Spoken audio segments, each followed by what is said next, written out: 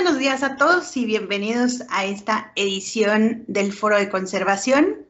En esta ocasión tenemos dos presentaciones muy interesantes. La primera es sobre el proyecto de restauración del friso de Placeres en el Museo Nacional de Antropología del 2018 al 2022 y nos presenta Sergio González García del Museo Nacional de Antropología. Les voy a leer brevemente su semblanza. Sergio González García es licenciado en Restauración por la ENCRIM y restaurador perito adscrito al Museo Nacional de Antropología desde hace 18 años. Es coordinador del Laboratorio de Conservación desde el 2006 al 2016, coordinación de proyectos de conservación preventiva en las bodegas de arqueología y etnografía, coordinador de proyectos de restauración de piezas como el Jaguar de Monte Albán, Tlaloc de Coatlinchan, Huehueteotl del Cerro de las Mesas y se encargó también de atención a siniestros, solicitudes de atención a piezas del acervo del museo, entre muchos otros. Asimismo, ha sido comisario de exposiciones nacionales e internacionales y fue el responsable de la restauración del relieve de Placeres desde el año 2016. Sergio, te damos el foro. Gracias. Hola, buenos días. ¿Sí me escuchan? Sí, muy bien, Sergio. Buenos días y qué gusto en tenerte aquí en este foro mensual. Un abrazo. Gracias por la oportunidad de presentar este proyecto. Quisiera nada más entonces compartir mi pantalla. Ok. ¿Ahí se ve la presentación? Sí, muy bien. Ok. Bueno, pues quiero platicarles rápidamente en estos unos 20 minutos este proyecto que hemos realizado, que estamos realizando desde el 2018 y que fue pues gracias a una visita de rutina en las salas del museo que nos dimos cuenta que se estaba cayendo a pedazos esta gran pieza. Entonces tuvimos que pues realizar algún proyecto, ¿no? Un proyecto de conservación que nos ha llevado ya varios años y que pues todavía tiene mucho por dar y mucho por ofrecer los resultados. Bueno, para empezar esta presentación quisiera, bueno, decirles que la pieza procede de cerca de la frontera con Guatemala, cerca de Calakmul, el sur del estado de Campeche, pero que es una pieza que no tenía registro previo por parte del INAH. Es decir, la primera noticia que se tuvo fue cuando fue saqueada, fue robada y fue trasladada a Nueva York, y ahí fue donde se conoció, digamos, públicamente la pieza. Sin embargo, pues tal vez para efectos de poderla mover o vender o restaurar, los mismos saqueadores tomaron fotos de la ubicación y de la pieza in situ. Y esas fotos las pudimos consultar en una página en internet que se llama Trafficking Culture, en donde vienen varios casos de patrimonio saqueado y tráfico de cultura. Y en este caso viene toda esta serie de fotografías que tomaron los saqueadores durante su robo y que nos fueron de mucha utilidad para poder presentar un estado de la pieza, ¿no? Un nivel de restauración. Aquí tenemos, bueno, algunas de esas fotos que tomaron los ladrones cuando están, bueno, la pieza in situ, como se veía en el ¿cómo se llama?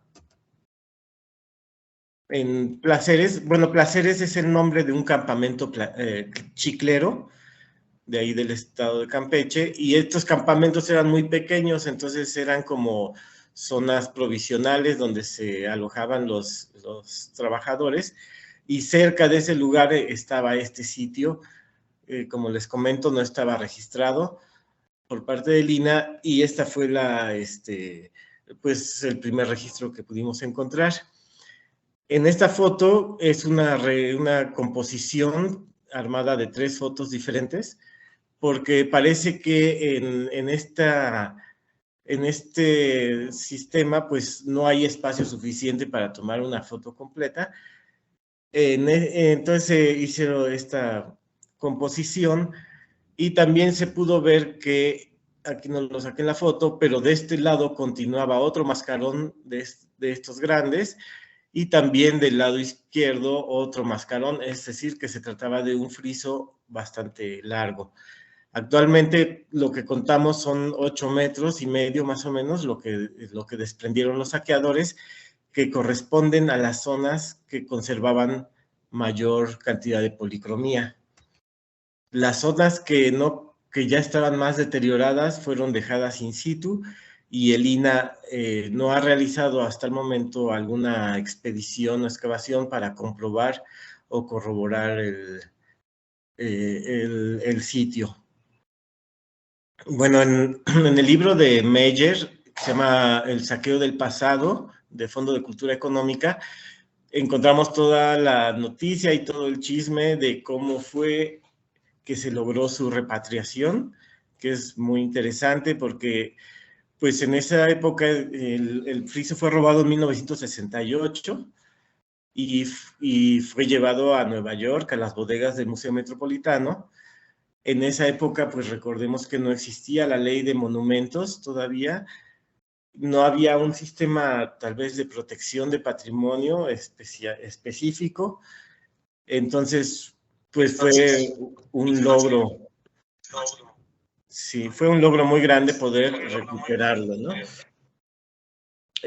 Una vez recuperado, o sea, lo que hicieron los saqueadores fue cortarlo del edificio y desprenderlo con la técnica de estaco a machelo, como podemos ver aquí, con un serrote, con herramientas bastante sencillas, desprendieron los bloques del relieve y lo embalaron en cajas y se fue a Nueva York en avioneta.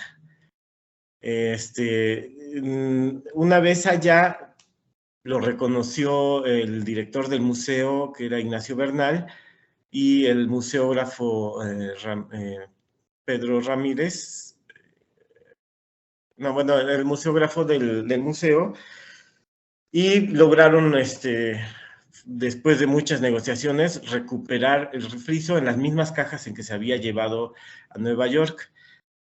En México, el maestro Sigüenza, que es este señor, él era el restaurador en jefe del Museo Nacional, desde el Museo de Moneda, y llegó al Museo de Antropología en Chapultepec, y restauró casi toda la colección que tenemos en bodega, y realizó el armado de la pieza. En estas fotos podemos ver que fue trabajado todavía modularmente, como se había llevado en pedazos, fue, restaurado o fue estabilizado con un soporte por la parte de atrás y después los fragmentos fueron colgados a una estructura de la pared en el muro poniente de la Sala Maya, fueron colgados individualmente y con una capa de resane después se taparon las uniones. Fue un sistema bastante bueno, digamos, que duró mucho tiempo y presentaba la obra en una buena situación de conservación. Para poderlo montar, tuvo que realizar las reposiciones de todo lo que no habían saqueado los ladrones, que constituía casi la mitad de la superficie de la obra. Es decir, los saqueadores se dedicaron solamente a las partes que todavía tenían restos de color y lo que no tenía color, pues no lo robaron, ¿no? Y en ese sentido, pues hubo necesidad de hacer grandes zonas de reposición. Aquí vemos al maestro Sigüenza también y con su ayudante, cómo armaron en una cama de arena enorme, de más de 9 metros de largo, pues armaron toda la pieza como un gran rompecabezas. Por la parte posterior le hicieron una cama de cemento colado con varilla a cada uno de los paneles y con un bastidor metálico del cual pudo ser colgado como cuadros independientes cada panel. En esta foto vemos cómo fue armado el relieve de placeres en el muro poniente de la Sala Maya, y así estuvo exhibido desde el 1969 hasta 1996, que se hizo la reestructuración de la Sala Maya. En esta reestructuración se decidió por cuestiones museográficas desmontar el relieve completo, cortar los soportes que lo unían al muro, poner una base con ruedas y trasladarlo al muro oriente de la sala. O sea, hacer un movimiento completo bastante riesgoso, que bueno, por lo que nos hemos enterado, no contó con apoyo, bueno, con un proyecto estructural y debilitó totalmente la estructura. Este fue el problema por el cual ya se estaba cayendo a pedazos la pieza cuando la empezamos a trabajar. Este es el aspecto que tenía el relieve ya en el muro oriente. Y así estuvo, digamos, exhibida durante 50 años. El maestro Sigüenza logró armar esta pieza y hacer todas las reposiciones necesarias para darle soporte y que se entendiera como unidad estética. Sin embargo, no sabemos si por premura del tiempo o por la dificultad del proceso, no realizó la limpieza de la policromía. Entonces dejó la capa del polímero que aplicaron los saqueadores a la hora del desprendimiento, dejó la capa blanquecina encima y reintegró con pasta pigmentada al mismo color de la pieza aún sucia. También pudimos observar que en el centro del relieve, sobre todo en lo que es el mascarón de arriba, el ave que está arriba del mascarón, se realizaron reposiciones volumétricas con la misma pasta que utilizó en todo el resane, y no lo hizo en otras zonas. Es decir, en otras zonas donde había pérdidas volumétricas, lo dejó tal cual, pero en esta zona del ave sí realizó las reposiciones. Nosotros lo que observamos es que este elemento de aquí se estaba cayendo, ya estaba fisurado de sus 4 lados, y no podíamos ver por la parte de atrás porque estaba soldado, digamos, con unos postes a la pared y no había forma de acceder a la parte trasera. Con apoyo de la escuela de restauración y del Arqui Rocha, hicimos todo el proyecto, digamos, estructural para poder mover el friso y analizar cómo estaba la parte estructural. Esto se realizó ya en el 2018, por eso damos, digamos, como inicio de la restauración o de la conclusión de la restauración esa fecha, y ya por fin pudimos ubicar que la pieza está formada por 48 paneles independientes, aquí los tengo numerados, y por la parte de atrás intentaron poner postecitos de metal mal soldados con fierros reusados y todo muy mal hecho. Trataron de ponerle un fierrito a cada uno de los paneles.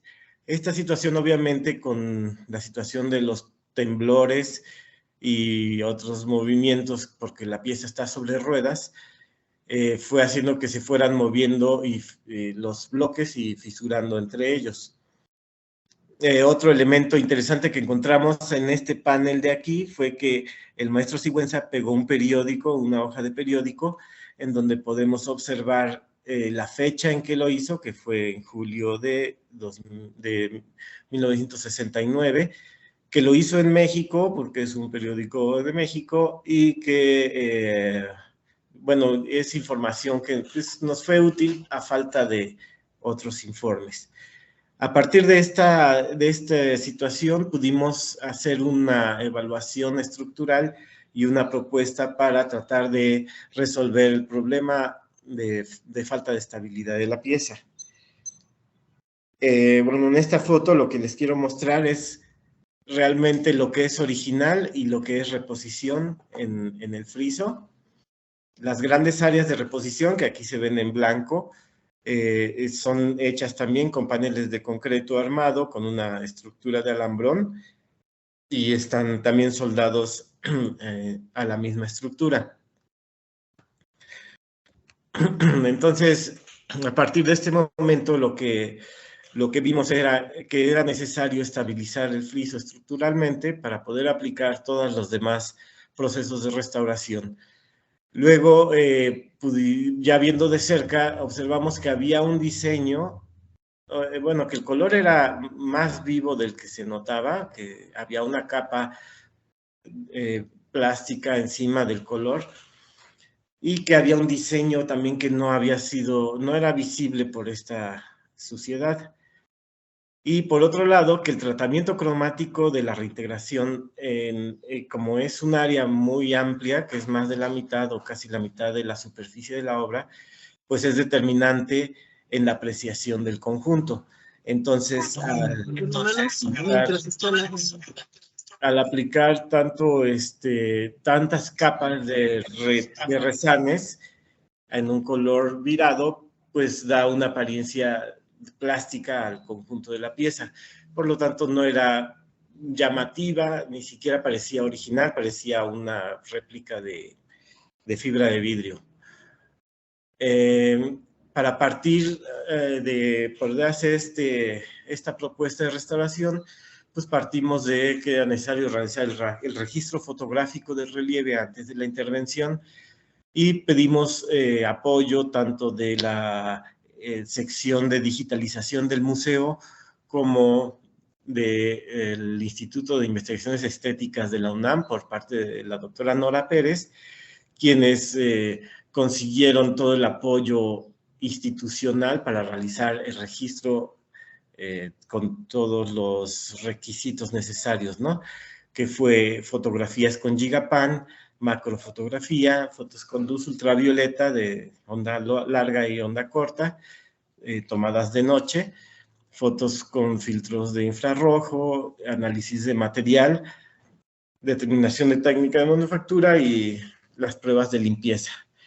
El tamaño de esta empresa, de esta restauración, pues sí nos llevó a pedir apoyos institucionales, tanto a la coordinación de conservación, quien siempre nos brindó su apoyo y estuvo en contacto con nosotros, como del Instituto de Estéticas por medio de la doctora Nora Pérez para realizar el análisis científico. El análisis de los materiales, identificación de materiales constitutivos. Bueno, también hicimos contacto con el doctor Daniel Salazar Lama, quien es especialista en el análisis de este tipo de relieves del área maya, y con ellos pues hicimos todo un proceso de análisis de los elementos, de contextualización, ya que es una pieza saqueada. Entonces, a partir de elementos estéticos, de paleta cromática y otros elementos plásticos, se pudo ubicar mejor en la temporalidad y tal vez en el sitio de donde pueda proceder. Nos constituimos en seminario de placeres, reuniéndonos cada semana, arqueólogos, científicos, restauradores y artistas plásticos, quienes interveníamos en el proceso, y fue un proceso bastante satisfactorio porque fue retroalimentar la información entre todos nosotros. A partir de ahí pudimos realizar un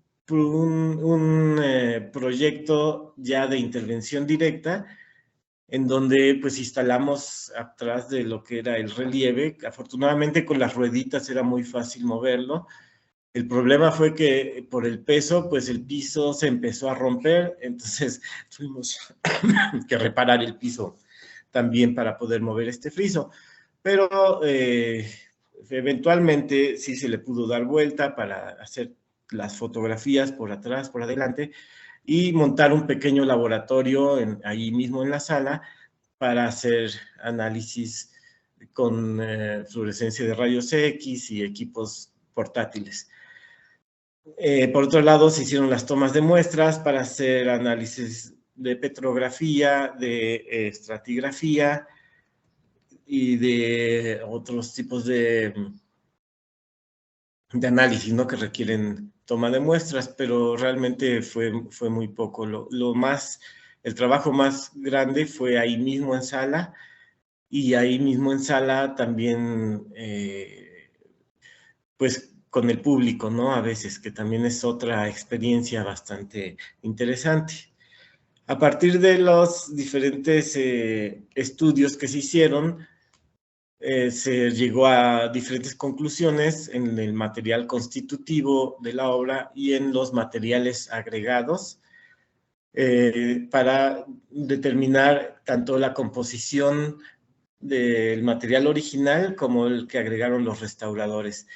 En este sentido, pues pudimos ver que pues el relieve está hecho de los materiales, están hechos más o menos todos los relieves en el área maya, que son capas de estuco con alguna estructura de piedras para darle volumen. El estuco después fue pigmentado, bueno, fue todo coloreado con un color anaranjado bastante vivo, delineado con otro color que después vimos que era igual hematita, y después fueron pintados algunos detalles con color negro de humo y blancos de estuco de cal bastante densos.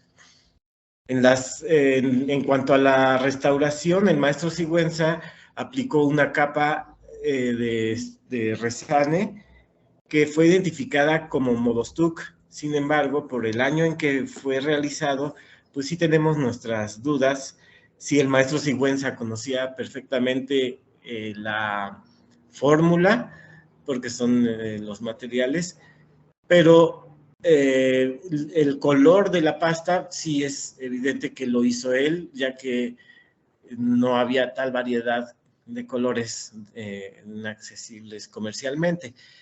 Entonces, bueno, ahí lo que sí vimos es que pues es una capa soluble al agua, que fue imitado el color al color de la pieza aún sucia, y que lo aplicó en cantidades muy generosas para cubrir toda la superficie de la pieza y todas las reposiciones, ¿no? que tuvo que realizar. Uno de nuestros principales problemas, bueno, la pasta de resane realmente no estaba invadiendo partes originales ni estaba causando deterioros al relieve. No observamos que hubiera este problema, por lo tanto la consideramos como estable, solamente fuera de tono.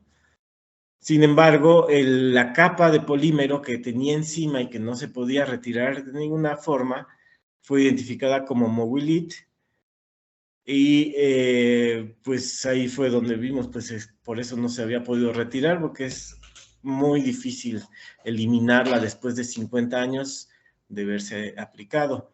Esta era la apariencia que tenía la pieza. Esta es la foto in situ. Esta es la apariencia que tenía la pieza durante 50 años. Bueno, y aquí vemos al saqueador pues aplicando la capa del polímero.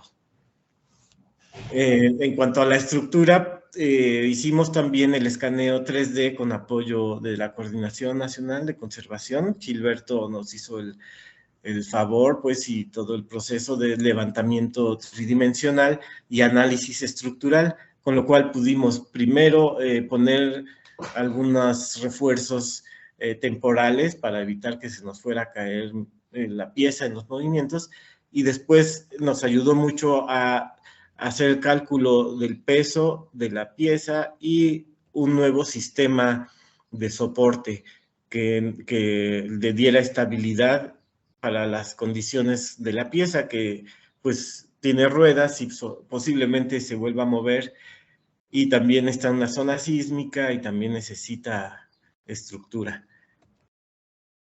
Bueno, también se realizaron tomas con macrofotografía con ayuda de la fotógrafa Eumelia Martínez. En esta foto vemos la ubicación de las fotos de la macrofotografía y los detalles que nos permitieron ver también un análisis estratigráfico y un análisis del estado de conservación de las capas.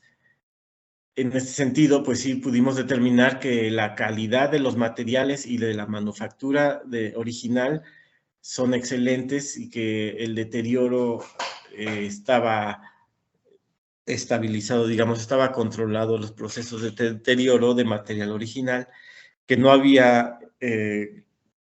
reacciones con el material agregado y que el problema era sobre todo de limpieza profunda de la policromía y la reintegración cromática de los restos de reposiciones y resanes.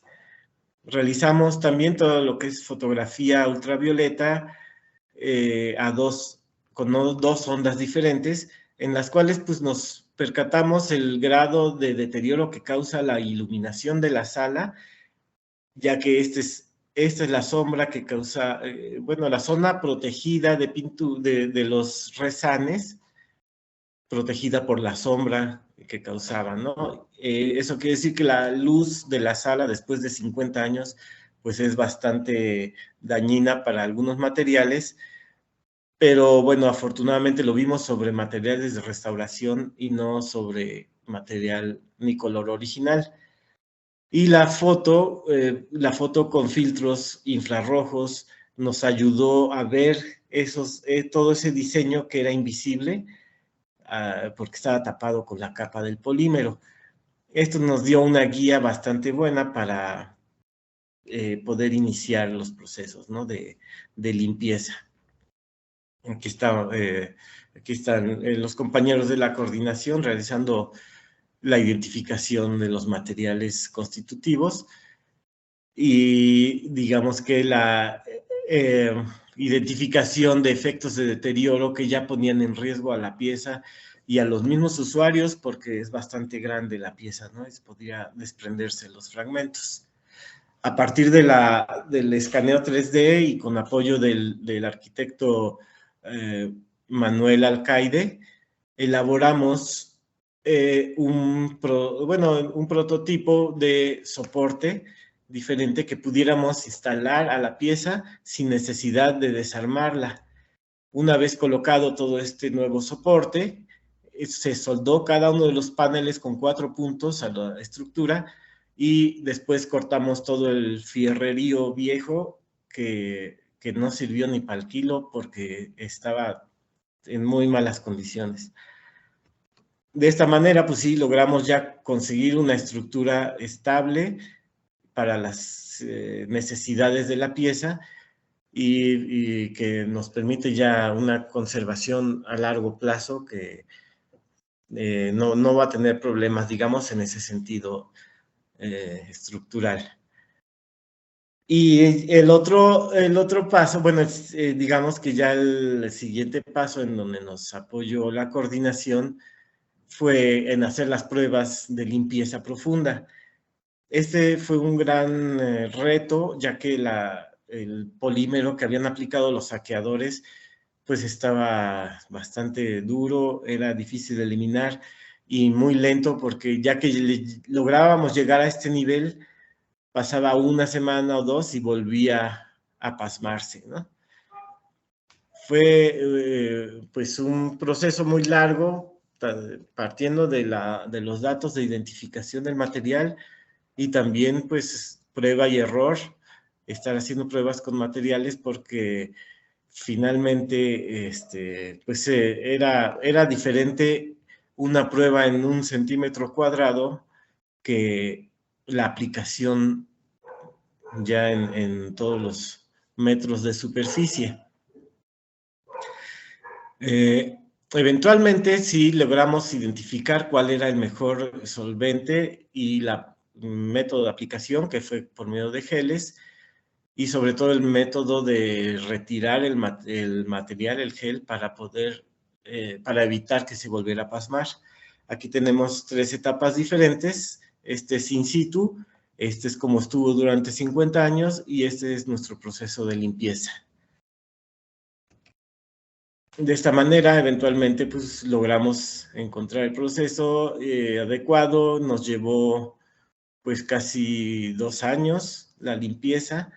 Fue bastante arduo pero creo que satisfactorio.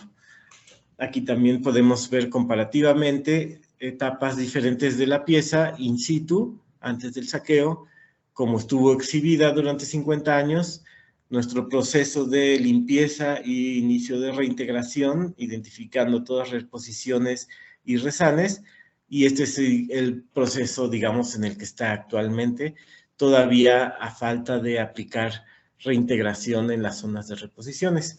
Digamos, este es el nivel de limpieza que logramos. En otros casos, en algunas zonas se vio que los resanes estaban colocados sobre pérdidas de capa pictórica y estas pérdidas, ya que retiramos los resanes, fueron provocadas en la restauración de 1969, tal vez tratando de retirar concreciones de sales. Se llevaron la pintura completa y hubo pérdidas bastante grandes y por eso estaban tapadas con las pastas de resanes, sin embargo, pues a diferente tono. Bueno, ya he llegado a este punto de tener la policromía en el nivel de limpieza que deseábamos, fue el punto de decidir a qué nivel de reintegración queríamos llevar la pieza. En la restauración del maestro Sigüenza trató de que la pieza se viera como nueva, como si no tuviera deterioros, por eso los hizo al color del estuco completo, ¿no?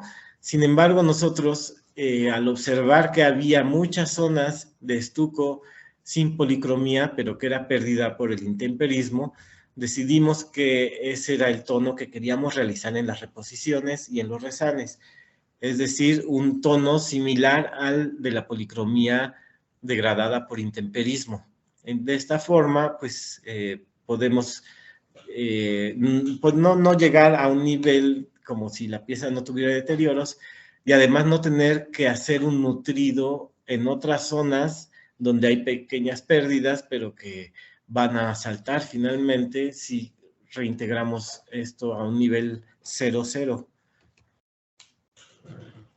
En el sentido, aquí podemos ver el nivel de reintegración al que llegamos en las reposiciones. Utilizamos el sistema de puntillismo para, pues, distinguirlo del original a la corta distancia. En esta foto lo que sí podemos ver es que la reintegración la aplicó una restauradora, pero todavía no habíamos hecho la limpieza, no habíamos encontrado el proceso de limpieza profunda al que llegamos. Entonces ya cuando limpiamos después, pues sí se llegó a un nivel más blanco, ¿no? Del estuco. Esto, digamos, no lo teníamos previsto, fue pues un error por adelantarnos, digamos, en la reintegración antes de tener terminada la limpieza profunda, que ya llevaba 2 años y que no le veíamos fin. Sin embargo, también creemos que este tono tan blanco, pues no lo podemos dejar así, ¿no? Pues es demasiado, llama más la atención incluso que el color original. Entonces, en este sentido, pudimos identificar 3 tipos de lagunas que queríamos reintegrar. Era uno, digamos, los fondos planos, los grandes fondos planos que hizo el maestro en las reposiciones. Aquí en esta foto no se ven, pero se los muestro ahorita. El otro tipo de lagunas eran reposiciones volumétricas hechas con el mismo modo Stuck, pero que están dentro del relieve. Y el otro tipo de lagunas son las pérdidas de capa pictórica causadas ya sea durante el saqueo o desprendimientos de capa pictórica durante la exhibición, los 50 años que ha estado exhibida esta pieza por condiciones ambientales, o pérdidas de capa pictórica también ya en el relieve por intemperismo, pero donde se ve todavía el estuco, o el estuco natural, digamos. Entonces dijimos, bueno, vamos a distinguir las reposiciones las pérdidas naturales por intemperismo y las pérdidas causadas por el saqueo y por condiciones de exhibición. En sentido, por ejemplo, en este viejito del lado izquierdo, estos puntos blancos que están aquí son pérdidas, exfoliaciones de capa pictórica por malas condiciones de exhibición ya en la sala. Entonces, esto sí le queremos dar otro tipo de tratamiento. Estos son los grandes fondos planos que también requieren otro tipo de tratamiento y las zonas de reposiciones. En ese sentido, solo hicimos esta reposición, ya que era un elemento visible en las fotos previas al saqueo y que por alguna razón los saqueadores no desprendieron. Es un elemento bastante interesante porque son los cabos del nudo que trae en el pecho el viejito, igual que el del otro lado, pero estos cabos caen encima del elemento arquitectónico, lo cual le da volumen y la apariencia que estos personajes están saliendo o están por encima de los elementos arquitectónicos.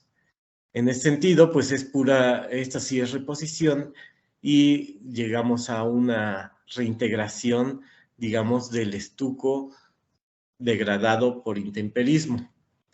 En esta foto también podemos observar, digamos, el tratamiento que hicimos en fondos planos, grandes fondos planos de reposición, en fondos de reposiciones volumétricas, y ahí está pendiente los resanes, ¿no? La reintegración en los resanes. En este ejemplo también podemos observar estos fondos planos. Todo es reposición. Hay unos poquitos restos de original, como esta zona de aquí, como estos de aquí, que fueron la guía para que hiciéramos el fondeo ya con color. Este fue el primer paso de la reintegración, en que ya concluimos. Ahora el siguiente paso que queremos cumplir es la reintegración de los resanes dentro del relieve.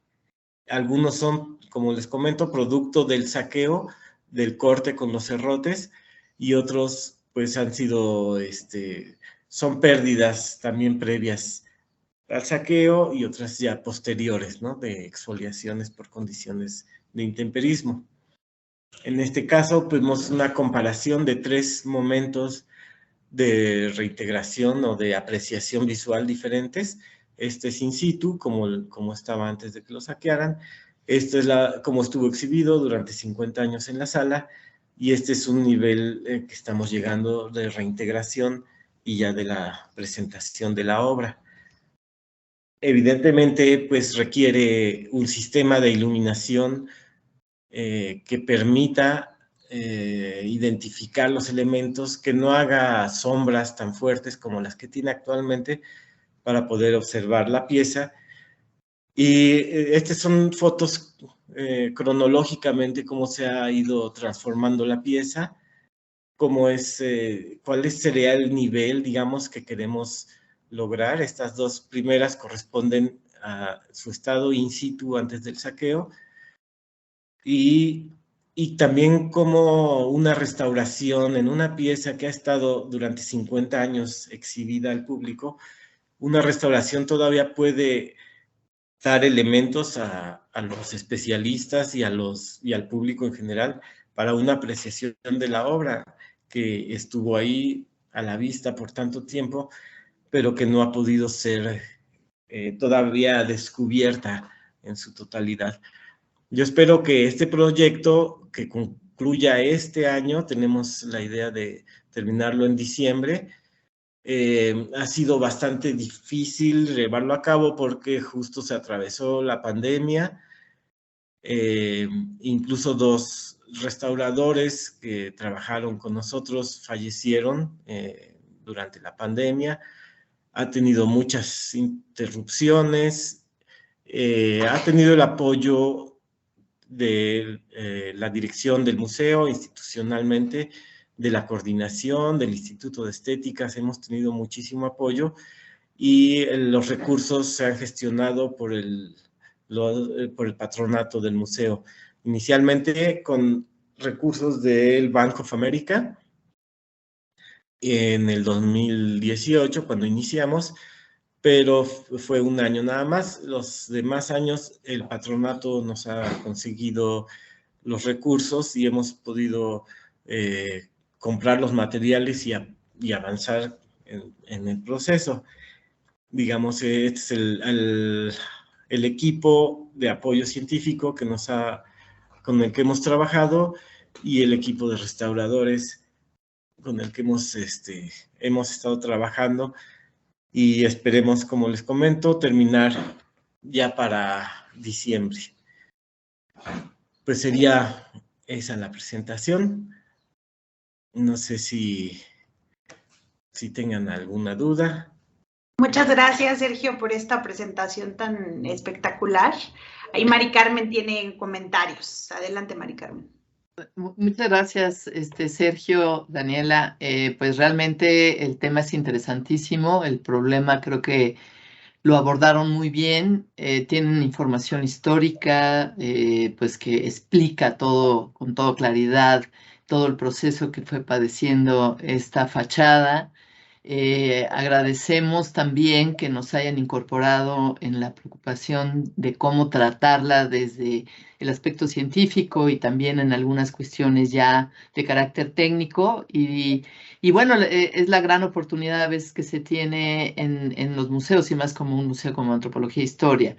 Es una pena que una fachada se haya descontextualizado, pero a la vez, pues al estar también resguardada se puede conservar, que a veces in situ, pues esto es también muy complejo. Eso no quiere decir que en ningún momento se acepte que se lleven estos elementos de la manera en que se hizo y más para traficar con ellos. De hecho, nosotros aprovechamos la historia, Sergio, Thalía y su equipo, para un podcast que se llevó a cabo en la campaña de tráfico ilícito. Y bueno, pues de verdad muchas felicidades, porque ha sido un trabajo muy sistemático y ha permitido la participación de varias instituciones como la UNAM, con el Instituto de Investigaciones Estéticas, y pues estas dependencias del INAH, que siempre estamos dispuestas a colaborar. Muchas gracias por tu presentación, excelente material fotográfico. Gracias a ustedes. Pues no sé si tengan alguna pregunta. Sí, eso justo iba a decir, si alguien tenía alguna pregunta. Hay varios comentarios en el chat que te voy a ir leyendo.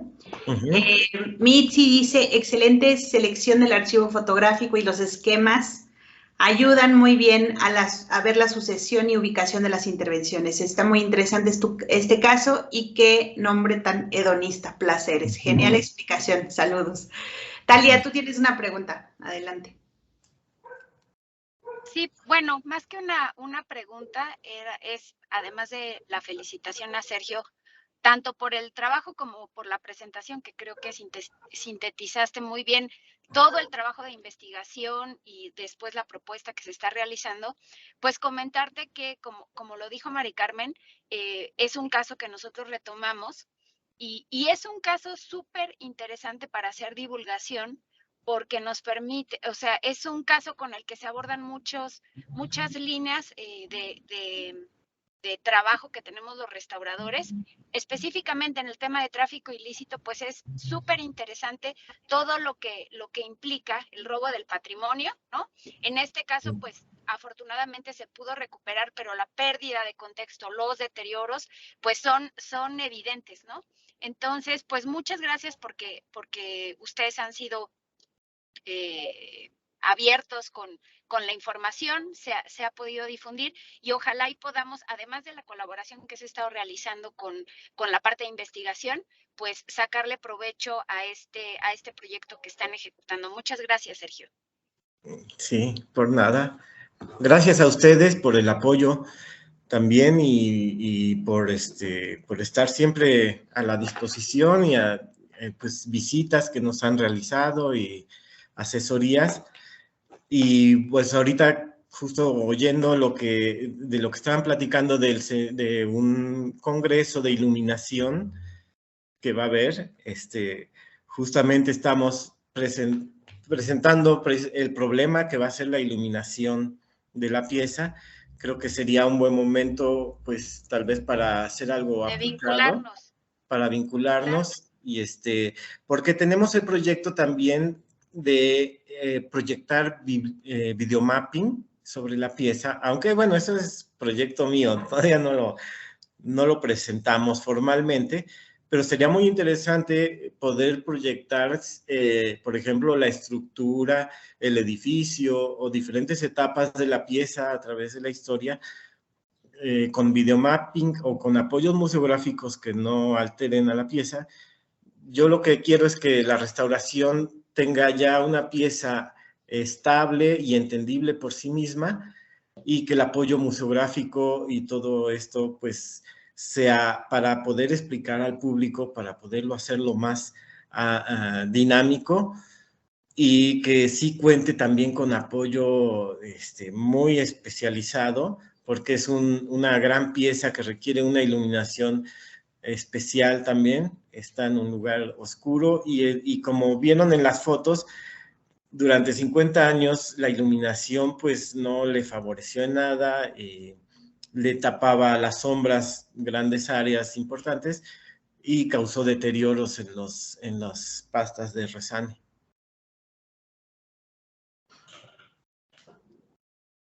Muchas gracias, Sergio, yo creo que sí es importantísimo ahora que tengamos justo este evento de iluminación, que también es la primera vez que hacemos algo en este tema, de forma ya como, bueno, pues mucho más formal. Creo que esta colaboración va a ser súper importante y justo pues invitar a todo el personal del museo a que también participe en el evento, que creo que va a ser muy ilustrativo y muy enriquecedor para todos. Te sigo leyendo algunas felicitaciones en lo que, por si alguien más se anima a hacer alguna pregunta. Yolanda Santaella te dice: Sergio, felicidades, qué buen trabajo, y el equipo de trabajo, que recuerda muy bien a Carlos Singüenza, y que gracias a él se pudieron conservar muchos materiales arqueológicos. Sí, Norma Peña te dice: Sergio, felicidades a ti y a todos los que participaron en el proyecto. Teresita López: muchas felicidades, Sergio, por el excelente trabajo. Carmen Noval: proyecto súper interesante, excelente presentación, felicidades. Olga Ramos: muchas felicidades, Sergio. Mercedes: felicidades, un trabajo con muchos ángulos y líneas de trabajo diversas que pueden continuar y seguir explorándose. Talía: felicidades a ti y a todo el equipo. Teresita: Sergio, ¿podrías explicar un poco más sobre el uso de los geles para la limpieza? Muchas gracias por compartir. Sí, bueno, nada más rápidamente porque les platico. Este problema de la limpieza sí es bastante grave, ¿no? Bueno, era un problema bastante grave porque, como les digo, el Mowilit, pues después de tantos años de aplicado, era muy difícil de retirar. Aquí yo sí quiero hacer como un paréntesis, tal vez de la experiencia ya aplicada en la restauración. Tuvimos sí el apoyo permanente de la coordinación del Grupo Códice de Armando Arciniega y de otros científicos, para buscar precisamente cuál era el material más adecuado para limpiar, que no se nos pasmara, que pudiéramos retirar lo más posible el material pues ajeno que queríamos retirar, y llegar a un nivel también adecuado de limpieza, que no fuera excesivo. Entonces, hicimos muchísimas pruebas con Armando, con muchos materiales. También pedimos asesoría a Javier Vázquez, pedimos experiencias en otras piezas que habían trabajado. Nos pusimos en ese conflicto de decir, bueno, nos limitamos a la experimentación científica o nos ponemos a probar ahora sí que lo que ha funcionado en otros lados, o nuevos productos, siempre y cuando cumplamos los requisitos de no dañar el material original. Entonces, sí fue, digamos que ahí sí salirnos porque salirnos un poco, digamos, de los límites que nos ponía esa experimentación con la coordinación, porque se llegaba al nivel que queríamos, pero pasaba una semana y se volvía a pasmar. Y nos sucedió así, por eso fue tan lento el proceso, porque tardábamos mucho en saber si funcionaba el proceso o no. Y fue bastante difícil. Al final fue por medio de prueba y error, sobre todo con diferentes tipos de geles y con diferentes geles que elaborábamos nosotros o nos ayudaban a elaborar allí en la coordinación también. Finalmente, el que nos dio mejores resultados fue con acetato de butilo y cloruro de metileno, que son una bomba bastante tóxica, y sí, con todo el material de protección y todos los cuidados, pero también encontramos que uno de los problemas principales era la forma de retirar el gel. Con el material o la técnica de retirar los geles y retirar el producto que queríamos eliminar. Sí fue bastante difícil. Creo que incluso pues podríamos seguir limpiando eternamente porque sigue saliendo. Como igual podríamos seguir reintegrando eternamente o podríamos decir que aquí termina. O sea, aquí es donde se vuelve muy subjetivo y lo importante es cumplir los requisitos éticos de nuestra profesión. Entonces, se vuelven las cosas como más relativas, ¿no?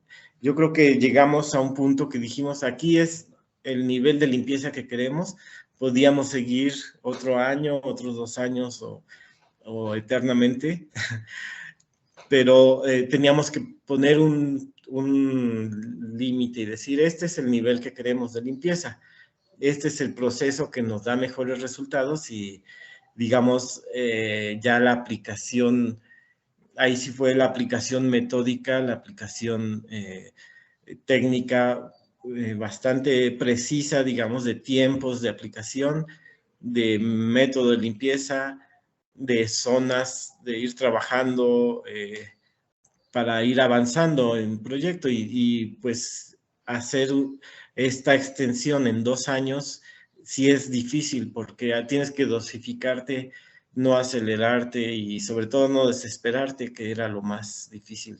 Fue lo más difícil, ¿no? Que creo en el proceso. Finalmente encontramos que el proceso de eliminación, que era el problema, eliminar el gel, era con agua, fue lo más fácil, y fue lo más rendidor y fue casi que lo último que se nos ocurrió.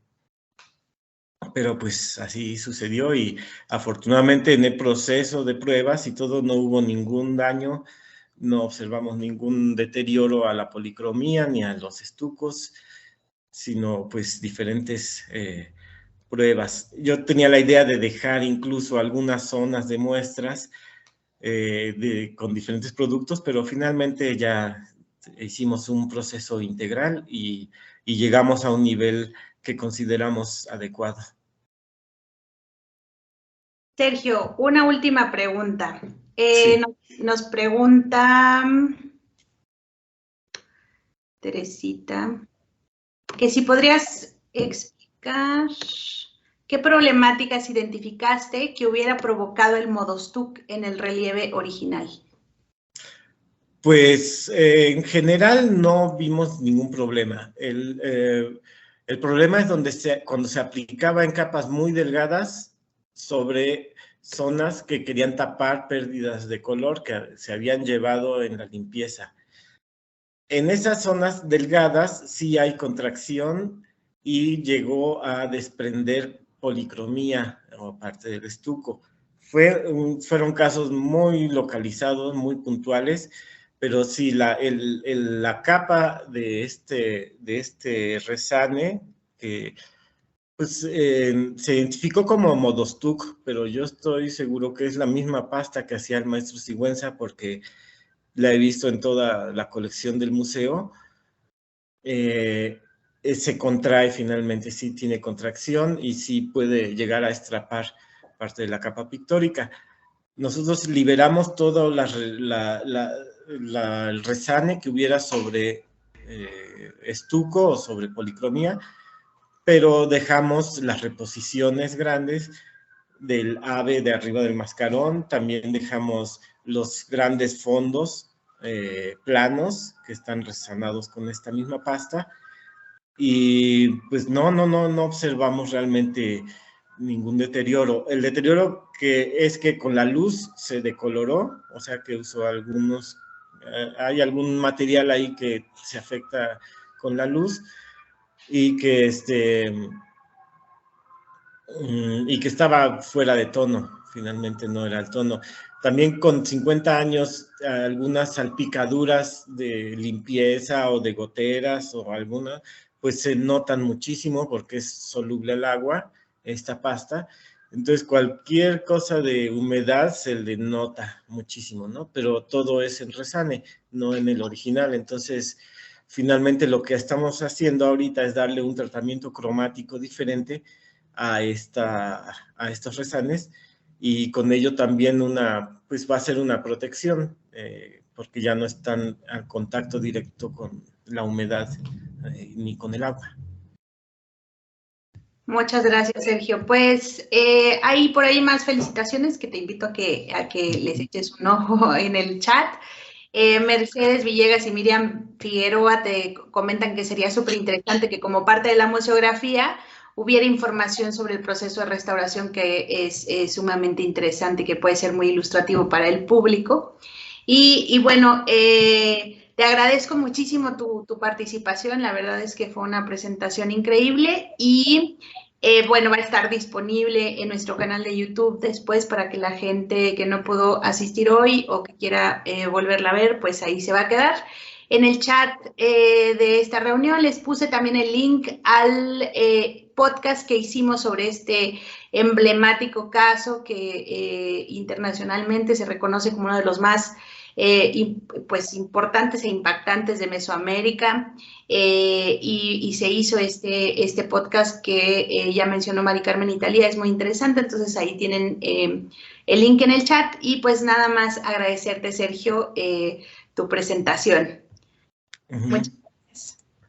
Gracias, y nada más por último les quería comentar que sí tenemos planeado hacer una publicación, ya hicimos, digamos, el texto, la parte científica, la parte del arqueólogo, la parte de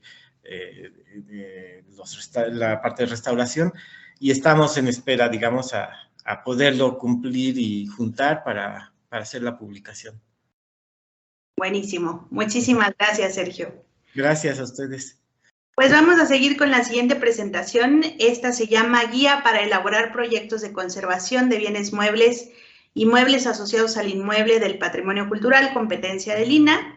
Y nos presentan Salvador Guillén Jiménez de la CNSPC y Begoña Aranzazú Muerza Avedaño del Centro INAH Puebla. Les leo brevemente sus semblanzas curriculares. Salvador Guillén Jiménez es licenciado en Restauración por la ENCRIM y maestro en Humanismo y Culturas por el Instituto Cultural Helénico. De 2006 a 2010 laboró en la Dirección General de Patrimonio Universitario del UNAM y a partir de 2010 se integra a la CNSPC, dentro de la cual ha estado al frente del área de conservación del patrimonio histórico in situ y de la Dirección de Conservación e Investigación. Begoña Aranzazú Muerza Avendaño es restauradora perito del Centro INAH Puebla, egresada del ENCRIM, tanto de la licenciatura de restauración como de la maestría en museología. Ha trabajado en el INAH desde 2014, atendiendo diversos programas como el SUR y a cargo de proyectos de atención de patrimonio de algunas comunidades. Participó en la creación de museos comunitarios y el Museo de Arte Sacro de Durango, así como ha impartido cursos en diferentes comunidades. En últimas fechas ha dado seguimiento a proyectos de sismos, así como atención y proyectos de ventanilla única y solicitudes del Centro INAH Puebla. Les doy la bienvenida y el foro es suyo. Muchas gracias, Daniela, por la presentación y buenos días. Vamos a iniciar con el tema. Va a ser una presentación breve. Sobre todo está dirigida a presentar las actividades que se han venido desarrollando a lo largo del 2021 y lo que va de 2022 en cuanto a la actualización de la guía para elaborar proyectos de conservación. De alguna manera contextualizar un poco con algunos antecedentes previos, ¿no? Que le dan sentido a la generación de estos espacios de construcción participativa que se llevaron a cabo el año pasado y las mesas que se realizaron este año. Por supuesto, la estructura al momento de esta propuesta de actualización de la guía y al final, pues las actividades, los pasos que siguen en cuanto a esto. Aquí solamente antes de iniciar quisiera hacer una precisión en cuanto a que todavía es algo que se encuentra en proceso de construcción. Todavía no se ha concluido en su totalidad, o sea, todavía es un proceso que le faltan algunas etapas que vamos a abordar al final. Y por otro lado, ya lo comentaba Mercedes Villegas un poco, bueno, en la reunión previa al foro, en la reunión nacional va a haber un espacio dentro del calendario dedicado a la guía para elaborar proyectos, ¿no? Entonces, la invitación está obviamente abierta para sumarse a estos espacios, ¿no? En estas etapas que todavía quedan restantes.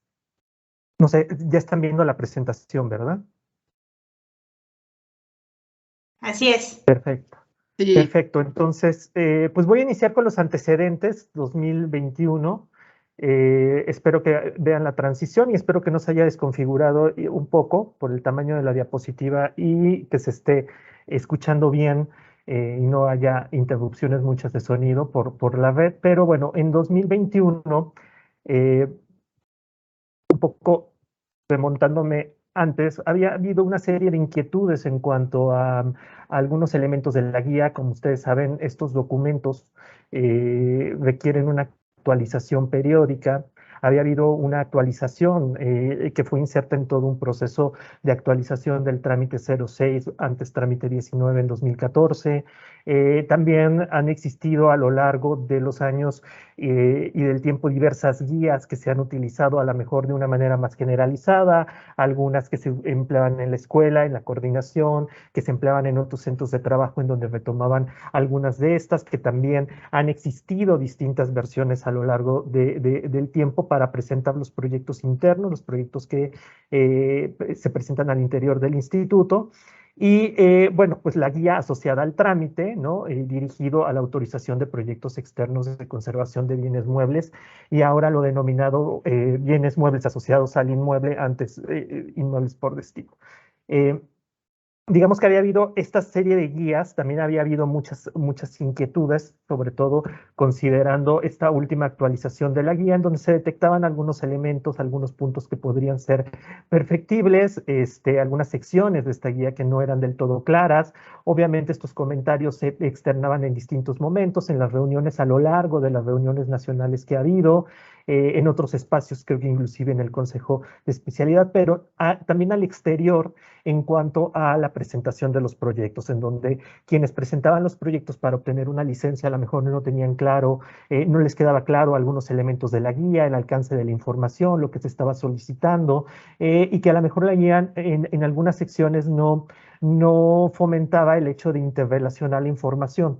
Por supuesto que esto no nada más se detecta al momento de utilizar la guía para elaborar un proyecto, sino también al momento en el que las y los colegas dictaminan proyectos y bueno, van identificando una serie a lo mejor de inconsistencias que periódicamente se repiten en los proyectos que ingresan, ¿no? En cuanto al alcance de la información y algunos puntos que vamos a comentar más adelante. Entonces, esto en la reunión nacional del 2020, como recordarán, fue un año en donde estuvimos explorando mucho trabajar a distancia, ¿no? Las primeras experiencias en llevar a cabo estas actividades a distancia al 100%. Entonces, uno de los temas que quedó como compromiso para desarrollar en 2021 fueron estos espacios de construcción relacionado al tema de diagnóstico, relacionado al tema de la guía de proyectos y también al informe y asesorías. Y como ustedes saben, bueno, pues ha habido a lo largo del año pasado y de las convocatorias a través de la Dirección de Conservación y de la Dirección de Gestión y Vinculación de la Coordinación a sumarse a estos espacios de construcción justamente participativa. En 2021, ya centrándome en 2021 como antecedentes, tenemos este espacio que se destinó a diagnóstico. No quiero profundizar en él demasiado. Es una serie de sesiones que se llevaron a cabo en 2021 con este tema y en ese momento ahí pueden ver quiénes estuvieron participando. Y sobre todo lo que se llegó al final de estas mesas por parte del equipo que estuvo participando es no tener un formato, o sea, no se fue, los trabajos no se dirigieron a la obtención de un formato, sino más bien a la generación de una herramienta que buscara facilitar justamente la realización de los diagnósticos. O sea, una herramienta que fuera de consulta, que pudiera explicitar muchas cosas, que pudiera servir para que recurriéramos a ella constantemente y sobre todo que se aterrizara, que fuera una herramienta, pues que cada uno vayamos aterrizando al caso que tenemos en las manos y que también fuera de utilidad para aquellos que generan proyectos de manera externa a la institución, pero que pues eventualmente van a solicitar una autorización a través del trámite institucional. Entonces, en este el objetivo era poder mostrar el proceso que constituye el diagnóstico con todo el corpus de información que lo integra. Es un documento que en su versión final se estructuró en 3 secciones, incluyendo preguntas detonadoras. O sea, es un documento que busca invitar a la reflexión en cada uno de los apartados, tener preguntas detonadoras que nos lleven a hacer ese proceso de aterrizarlo al caso que tengamos en las manos y las posibles herramientas a utilizar, lo suficientemente flexible, considerando pues la variedad de diagnósticos que generamos al interior del instituto y sobre todo haciendo especial hincapié en también explicitar las condiciones en las que se nos solicita un diagnóstico, que eso es importante, ¿no? Considerando todos los escenarios y las experiencias de los integrantes que participaron, todas estas cuestiones asociadas que inciden directamente en las posibilidades de los trabajos de diagnóstico que vamos a poder realizar en algún momento determinado y que de alguna manera inciden incluso en otros momentos condicionan muchos aspectos, ¿no? Los tiempos, los recursos que se tienen disponibles, los intereses que están, que convergen en ese caso, pues todos sabemos que eso incide, ¿no? En nuestras actividades, entonces, pues bueno, que pudiera explicitarse eso y obviamente todo el corpus de información mínima que se necesita para tener un diagnóstico que nos permite explicitar la condición actual del bien o del conjunto cultural. Entonces, este es un primer espacio o un primer documento que se obtuvo en estos espacios dedicados a diagnóstico en 2021. Por otro lado, en otro momento, ya casi a finales del año, se llevó a cabo otra serie de sesiones dirigidas esta vez para la actualización de la guía de proyectos. Fueron 7 sesiones el año pasado. Aquí podemos ver quiénes estuvieron asistiendo. Se propuso, aquí en estas sesiones se propuso algo que también se había comentado en varios espacios y que había habido una inquietud manifestada, como les decía, no nada más se manifestó ahí, sino también anteriormente en las reuniones nacionales y en otros espacios en donde se discutía el tema de los proyectos y por supuesto de la guía. Es el caso de tener una guía única, o sea, una guía que reconociera los elementos mínimos necesarios que constituyen un proyecto de conservación, independientemente si es un proyecto interno o un proyecto externo a la institución, y todos los factores que van generando las características muy particulares de esta gran variedad de proyectos, de alcances y objetivos que se pueden tener. Sin embargo, hay elementos que lo caracterizan a un proyecto de conservación, ¿no? Entonces, poder generar una guía única fue algo que se puso sobre la mesa. No se decidió del todo por el grupo que estuvimos en ese momento. Se obtuvo un documento borrador, resultado de las diferentes observaciones, comentarios y propuestas de los asistentes en cuanto a poder generar, pues a lo mejor la reestructuración en cuanto a la presentación de los apartados, obviamente eso tratando de fomentar la interrelación de la información en el documento, que fueran más explícitos, etcétera, los apartados. Y las principales modificaciones se dirigieron al apartado de diagnóstico y propuesta de conservación. Dentro de los principales comentarios, aquí estoy presentándoles algunos, no son todos, no es exhaustivo. tenemos pues apartados que podían ser confusos, apartados que se encontraban desligados unos de otros. Obviamente hay un proceso que en sí mismo la guía o prácticamente ninguna guía por sí misma va a garantizar que la información se interrelacione y todo. Tiene que ayudar a facilitar este proceso que va a tener que realizar el responsable, quien elabora el proyecto, ¿no? Pero que bueno, en cuanto a los apartados, que había confusiones en cuanto a lo que se solicitaba, en cuanto a los alcances, que había algunos que incluso en el propio índice se percibían desligados, que se necesitaba mejorar la estructura general y la coherencia de algunas secciones de la guía, que fuera lo suficientemente flexible para abarcar la diversidad de proyectos de conservación que se pueden presentar, que obviamente hubiera un reforzamiento y también en cuanto al análisis que realiza el responsable del proyecto y de integrar sus observaciones, ¿no? Porque existía a veces los comentarios en cuanto a que había información, habían datos, pero realmente a lo largo del documento no se hacía nada con esa información.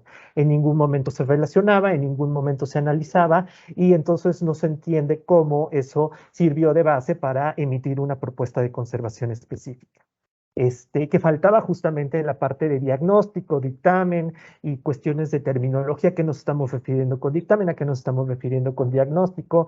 ¿A qué nos estamos refiriendo con análisis diagnóstico? Falta de...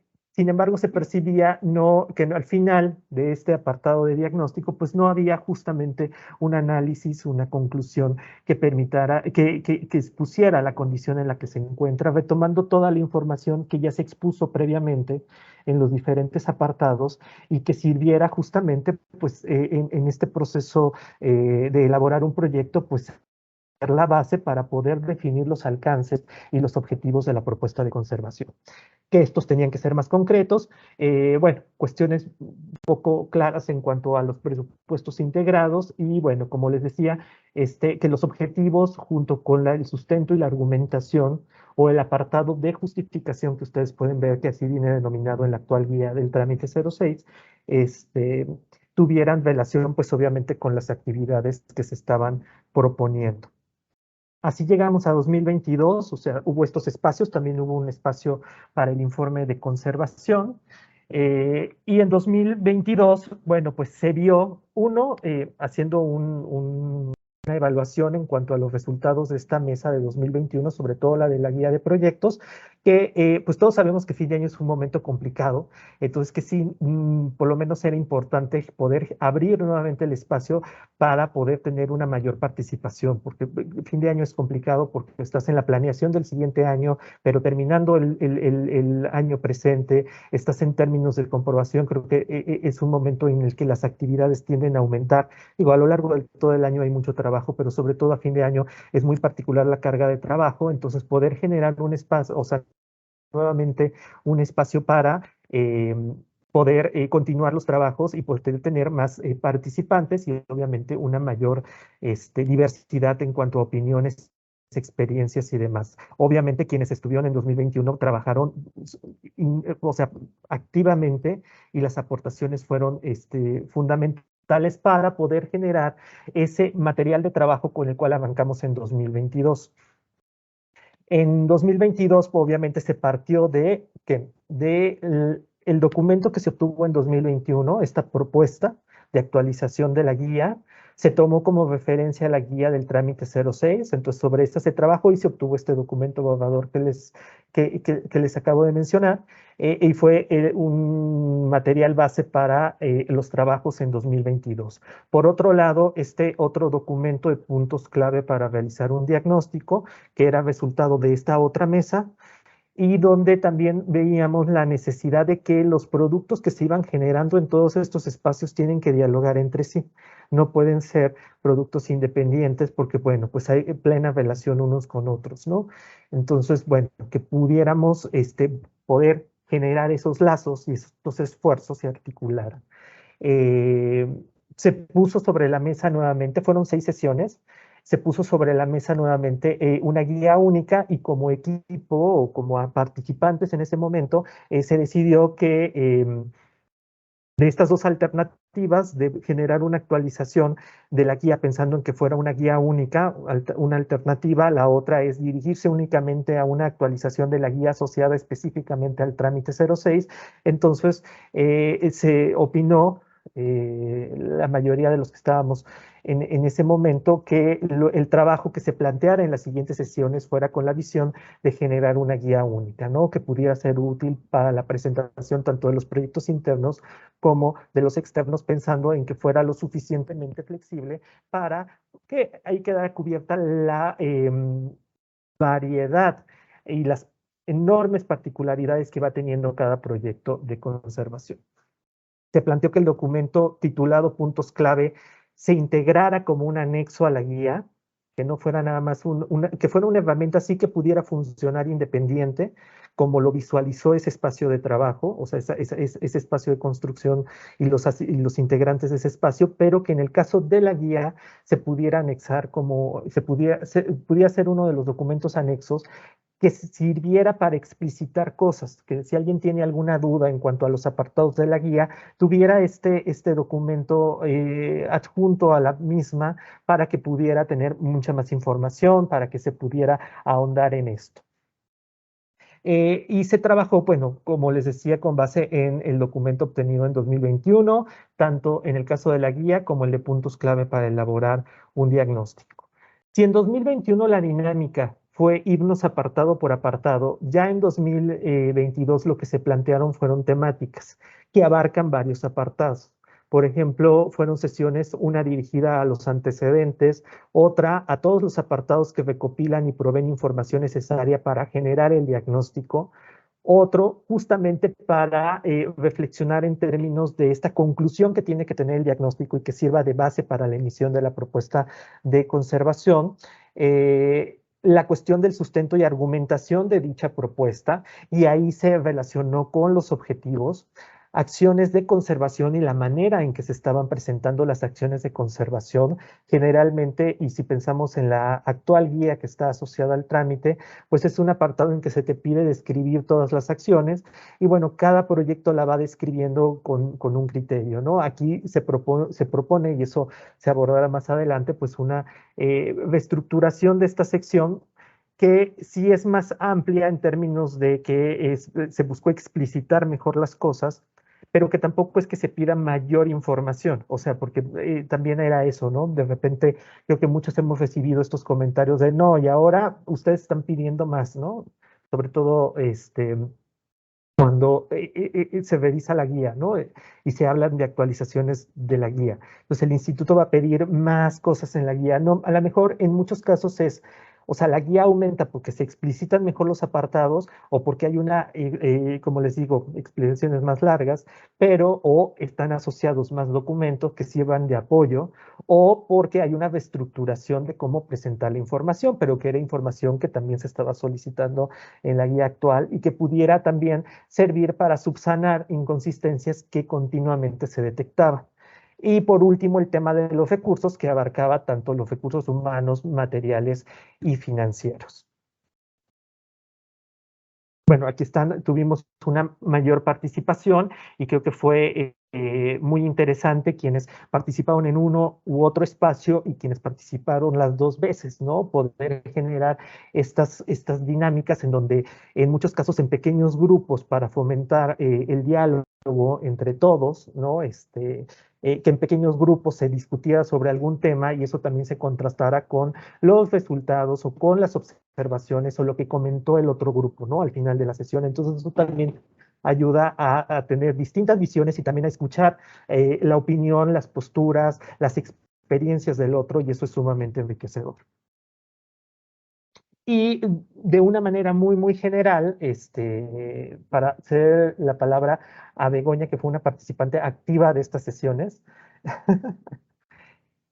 la estructura de la guía, bueno, pues tenemos la guía, la presentación, la ficha de datos generales, como ustedes la conocen, buscando que los campos que la integran dialoguen con el SUR, O sea, que sea información que también se pide en el sur para aquellos casos en donde esto sea útil para esta otra actividad que también se busca reforzar institucionalmente, ¿no? El registro de bienes en el sistema único.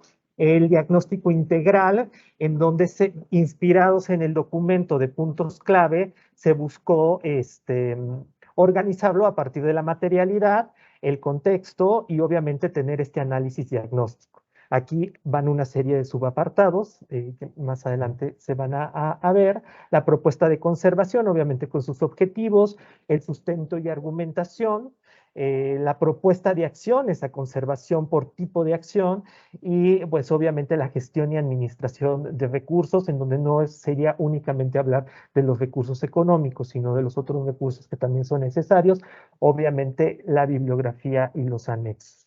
Y bueno, yo les doy la palabra a Begoña. Muchas gracias, Salvador. Bueno, justo como ha platicado ya Salvador, en este año nos dedicamos y nos concentramos básicamente en la parte del diagnóstico y de la propuesta de intervención.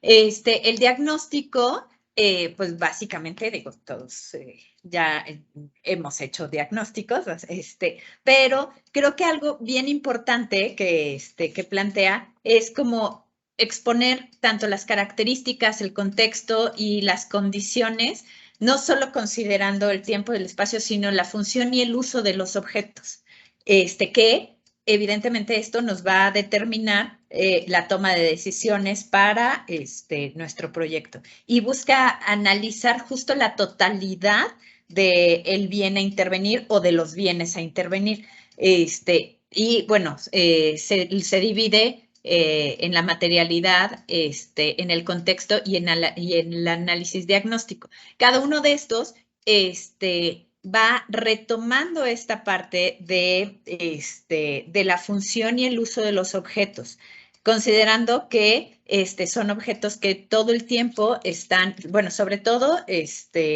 entendiendo el contexto, ¿no? Si son objetos de un museo, si son objetos de alguna comunidad y que no podemos perder de vista justo la función y el uso y para qué estamos interviniendo cada uno de los bienes. También se contempla los pasos previos para poder hacer tanto el análisis del diagnóstico, cómo son las escalas, muestreos e identificación de materiales, ¿no? Y bueno, ya hablando de cada uno de los distintos apartados que fuimos discutiendo, bueno, la descripción el primer punto que sería la descripción y la primera valoración del bien cultural o del conjunto de bienes culturales, de nuevo caemos retomamos el valor y el significado de estos objetos, ¿no? Que eso me parece que es bien importante para poder diagnosticar cuál es la condición real, porque nos permite ir identificando justo el uso que ha venido teniendo ese conjunto de objetos o ese objeto y que determinan tanto los cambios que ha tenido como la situación actual, ¿no? En la identificación y documentación de los materiales constitutivos y los procedimientos formativos, bueno, sí, de nuevo, regresamos a poder describir no solo la materialidad y la construcción de estos bienes, desde el interior hacia el exterior, sino también las modificaciones que ha venido teniendo a lo largo del tiempo ese tipo de objetos, ¿no? Porque son parte de nuestro diagnóstico. Y al siguiente inciso, que sería la identificación y la documentación de las intervenciones anteriores. No, en la anterior, por favor. Seguimos en la parte de la materialidad, ¿no? Estas identificaciones de las distintas intervenciones, pues las podemos hacer se plantean en la guía desde observación directa o bien análisis. Y nuevamente busca valorar y analizar el valor y la función y la relevancia de esos bienes. ¿Por qué? porque eso significa que ha tenido a lo largo de su vida distintas modificaciones gracias a que han sido utilizados, que siguen siendo importantes para las comunidades, en el caso de las comunidades. Y por último, la identificación de la descripción y el levantamiento del estado de conservación, lo que busca es vincular estas tres partes, estos primeros tres apartados, y poder hacer el diagnóstico a través de porcentajes y demás, y poder entender el objeto desde su descripción, su materialidad y sus modificaciones que ha tenido a lo largo de la vida, ¿no? Después tenemos la parte del contexto del bien cultural, dividido tanto en el entorno natural como en el entorno histórico. Aquí lo importante de estos cambios es que sí se busca que se hable del entorno natural y construido, pero que realmente inciden directo sobre los bienes a intervenir. No que se haga una descripción de todo el estado o de todo el municipio en el cual se encuentran esos objetos, sino que realmente podamos abordar las condiciones de humedad, de temperatura y demás que están incidiendo en el estado de conservación de esos objetos. Y el contexto histórico sociocultural, de nuevo, regresamos al valor y al significado de los bienes, ¿no? Porque eso nos determina su uso, su función, ya sea por aspectos por los aspectos que inciden directamente sobre algunas modificaciones que ha tenido el objeto, ¿no?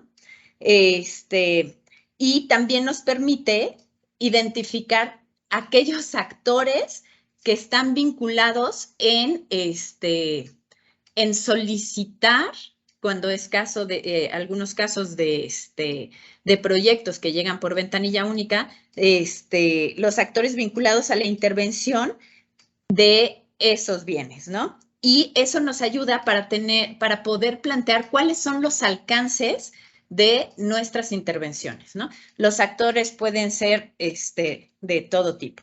Y el análisis diagnóstico, que sería el último punto de diagnóstico integral, sería básicamente la conclusión del diagnóstico y que a final de cuentas es la base de la argumentación y obviamente tomando en cuenta todos los distintos apartados que, como decía Salvador, lo que busca es que no sean apartados totalmente aislados, ¿no? Que realmente se hable de lo que está incidiendo y que podamos tener un entendimiento claro de cuáles son los factores que llevan a nuestros objetos a tener ese estado de conservación, ¿no? Ahora sí, en la siguiente diapositiva, ahí sí ya nos iríamos a la propuesta. Pues, bueno, la propuesta sería el plan general para lograr los objetivos claros, uno o varios objetivos claros, y serían las acciones y los recursos a emplear. Lo más relevante desde mi punto de vista es que ese apartado que se llamaba justificación, se le cambia su título, en lugar de justificación, que platicábamos que la justificación es como cuando te justificas que llegaste tarde, cuando estás haciendo una acción mal realizada y entonces intentas justificar. Entonces se cambia por argumentación porque realmente lo que busca el tener justo diagnóstico integral es que tengamos las bases de una argumentación teórica metodológica para plantear nuestras acciones dentro de la intervención, ¿no? Y que proveen un panorama claro, conciso y lógico, ¿no? Después tenemos los alcances y los objetivos que expresan el propósito y el objetivo, las metas claras y exponiendo resultados específicos. O sea, sí lo que se busca es que se hable del resultado que estamos esperando de nuestra intervención, ya sea de un objeto o de un conjunto de objetos.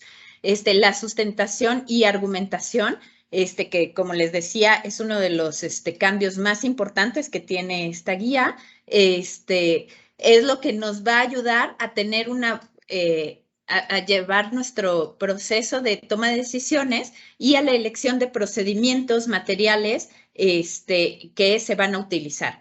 Y sobre todo el por qué, para qué y para quiénes se está llevando a cabo una intervención.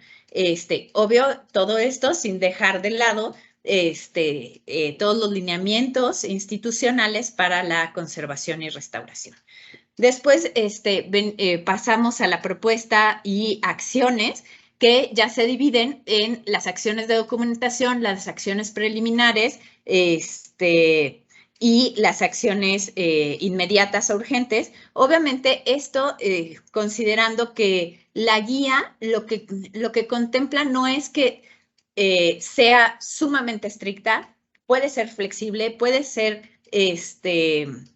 se tendrá que acoplar a cada una de las necesidades de cada uno de los proyectos, ya sean por desastres, ya sean nuestros hacia el interior de la institución o bien de usuarios del exterior, ¿no? La documentación sí es importante considerar que las observaciones que nos han hecho parte del personal del archivo, que no tengamos únicamente, por ejemplo, fotografías de detalles que luego uno dice, ajá, ¿y eso qué es? ¿No?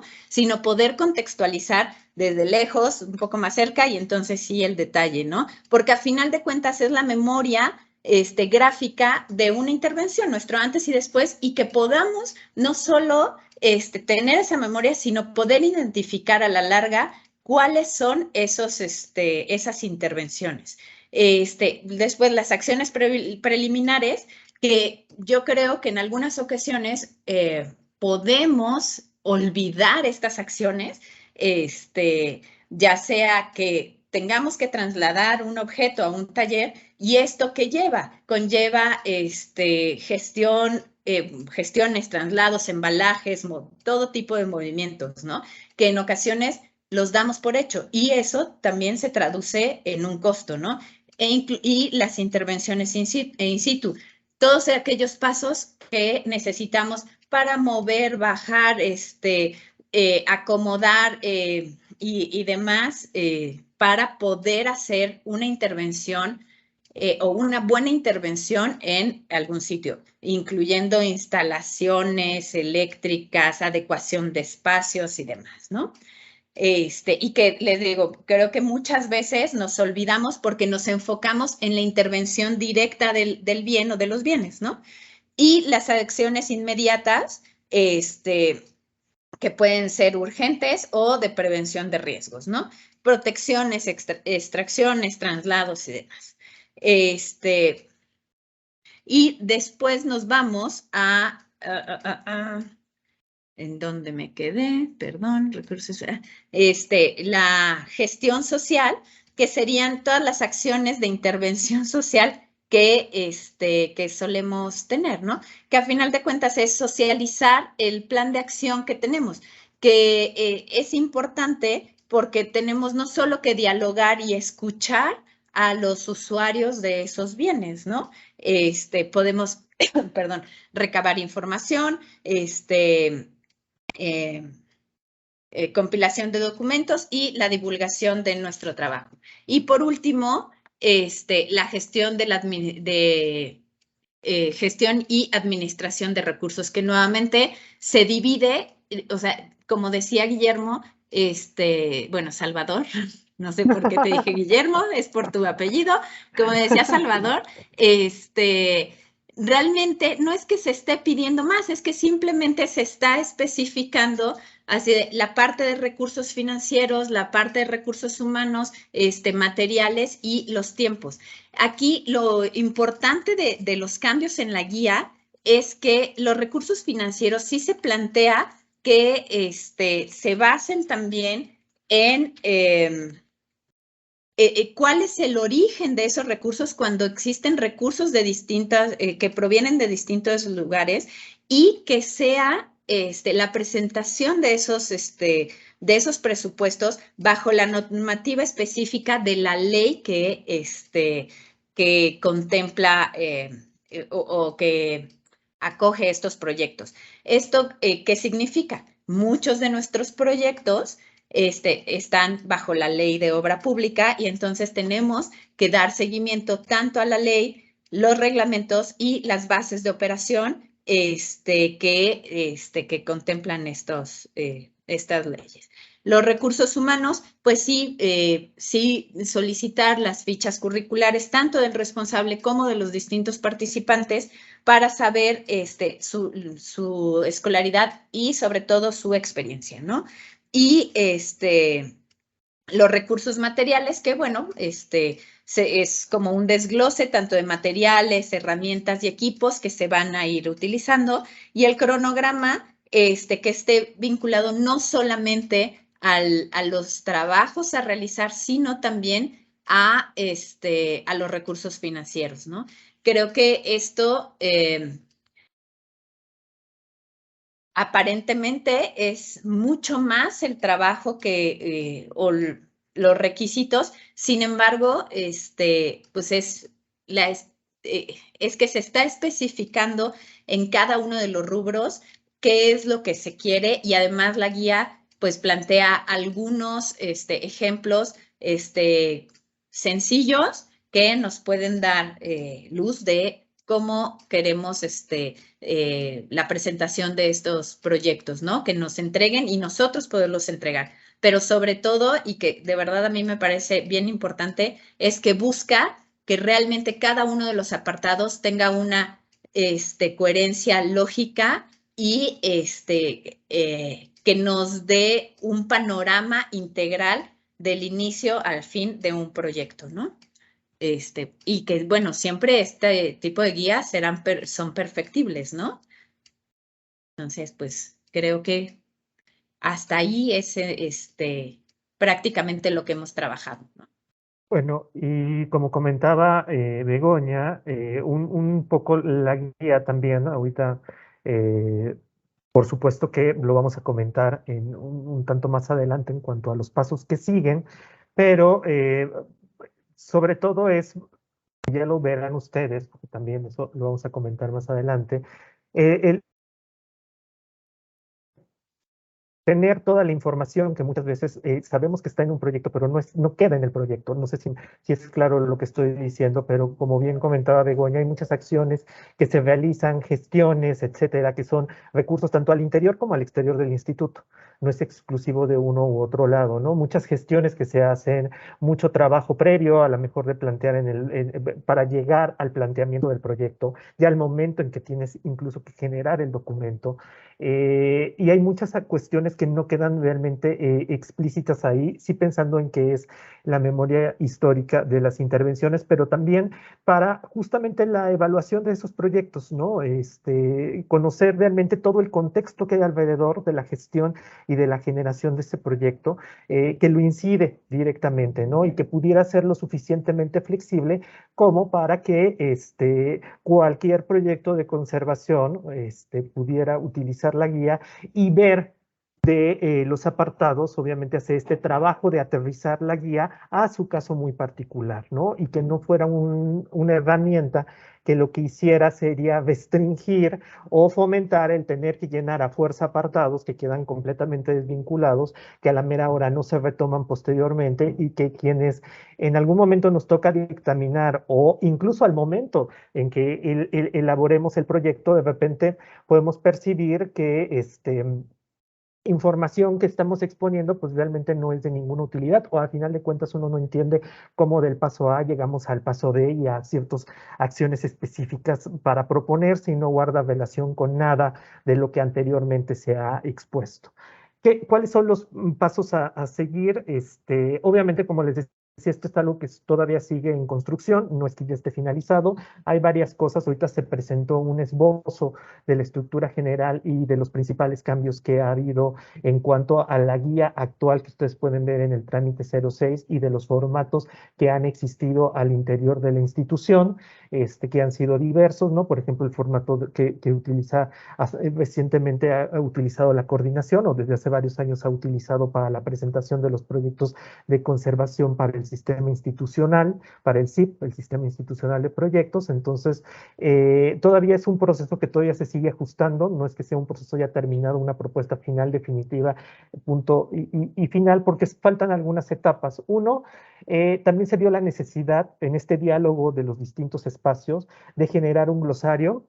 Había muchas cuestiones y esa fue una propuesta recurrente de todos los participantes. Aquí Begoña y yo estamos siendo voceros de algunas de las observaciones que se dieron en estos espacios, y sobre todo una de ellas fue la necesidad de generar un glosario, pero no nada más pensando en la guía, pensando en todos estos documentos que se han generado en los otros espacios que se estuvieron desarrollando el año pasado y este año, y en los cuales, bueno, no necesariamente todos hemos participado.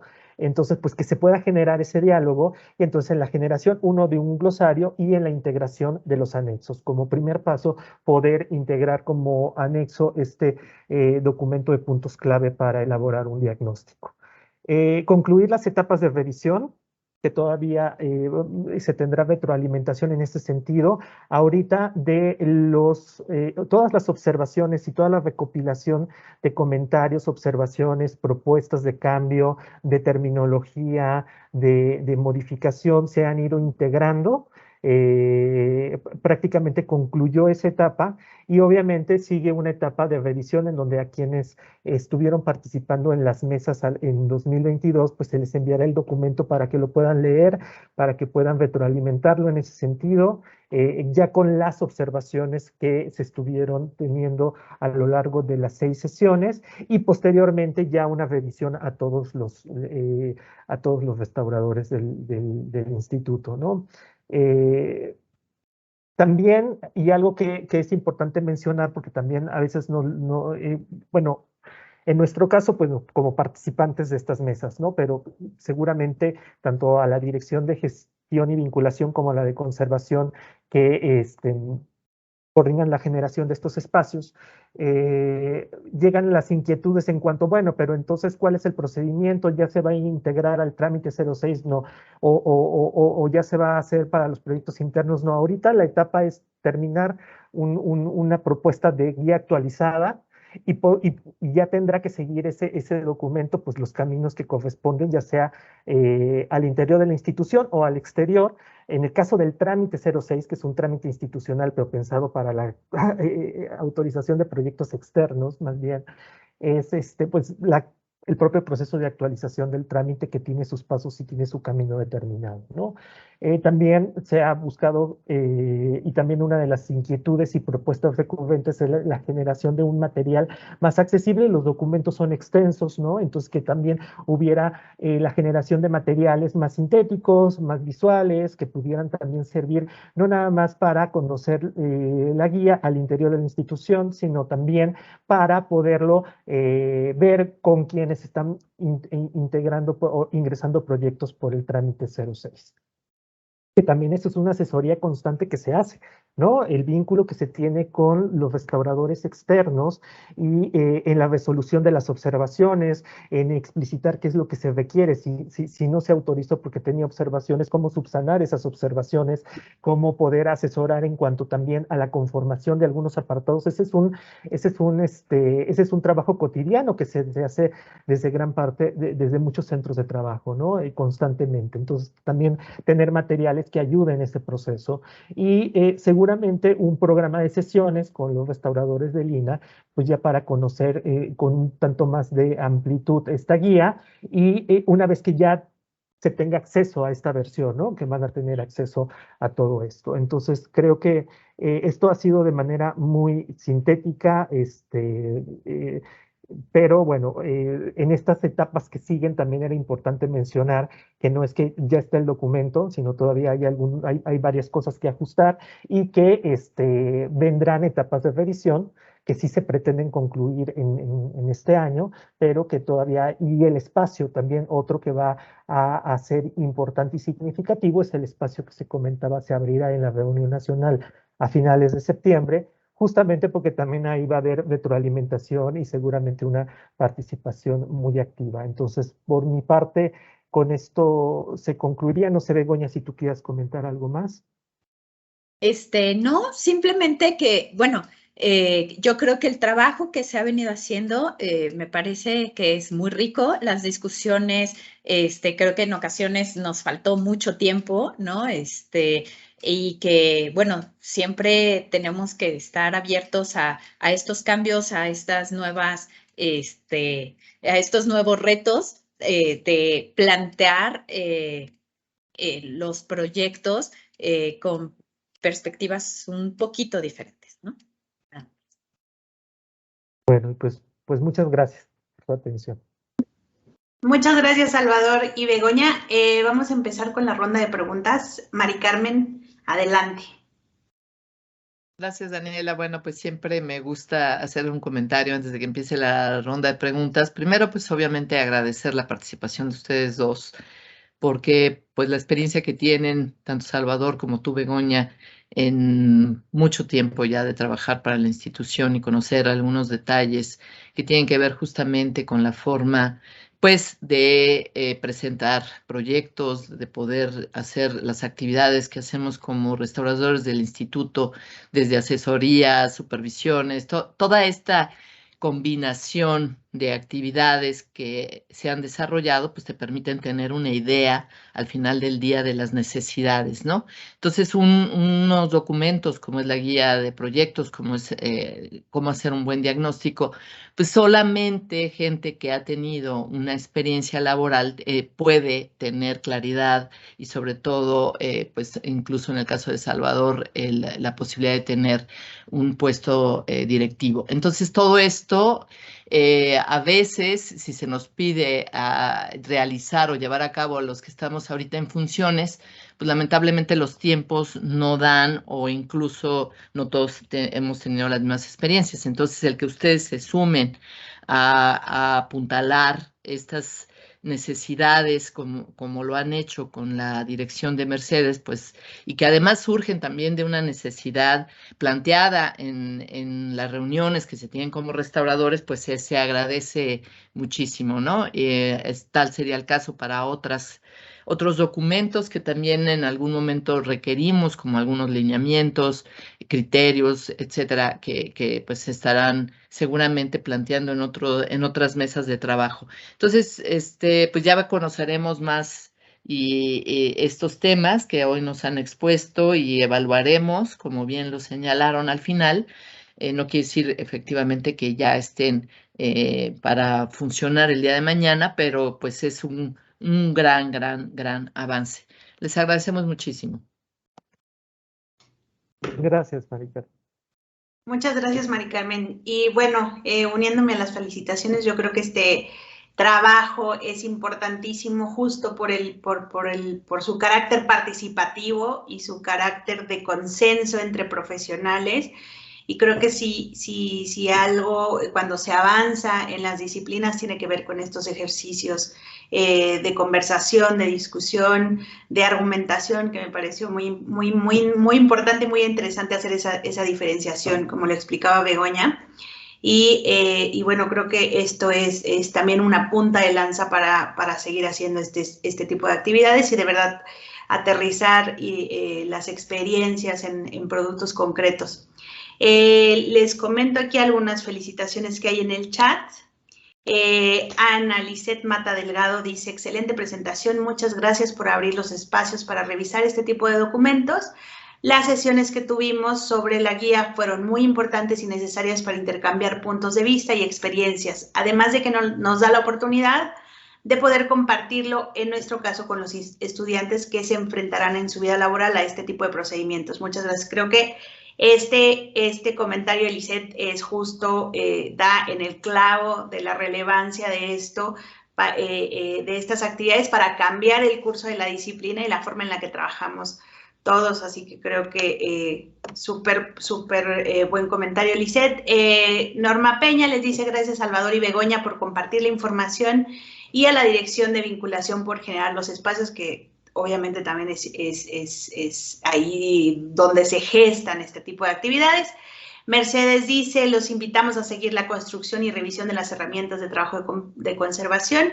Valeria García dice, sin duda ha sido un proceso de construcción muy interesante, muy enriquecedor para quienes participamos, por ver la riqueza y diversidad de problemáticas y de formas de abordar los proyectos que enfrentan los restauradores en los diferentes espacios del instituto. Felicidades a la Dirección de Vinculación y a los que han participado. Y Mercedes quiere agradecer particularmente a Salvador por todo su compromiso como facilitador de este trabajo. Entonces, bueno, pues no sé si haya por ahí más comentarios o preguntas. Y bueno, Mercedes también agrega que también quiere agradecer a todos los que han contribuido en estas sesiones de discusión y de construcción participativa. Creo que por ahí ya no hay más comentarios, pues queda nada más agradecerles de verdad por esta exposición tan importante y tan interesante y por dar seguimiento a este ejercicio de colaboración entre los profesionales y creo que todo lo que hacemos dentro del instituto es un orgullo para todos los que lo compartimos, los que lo presenciamos, los que colaboramos y todos los que formamos parte de esta comunidad tan importante a nivel nacional de profesionistas de la conservación. Quiero agradecerles pues su presentación y su participación, invitar a todos a que participen en el foro mensual que hacemos desde la Coordinación Nacional de Conservación del Patrimonio Cultural. Es un espacio súper importante para la discusión y la presentación de los proyectos que se realizan desde la disciplina de la conservación del patrimonio cultural en el instituto. Quiero agradecerles a todos su presencia y sus preguntas, sus felicitaciones y bueno, seguirlos invitando a que participen en las actividades que realizamos desde la coordinación.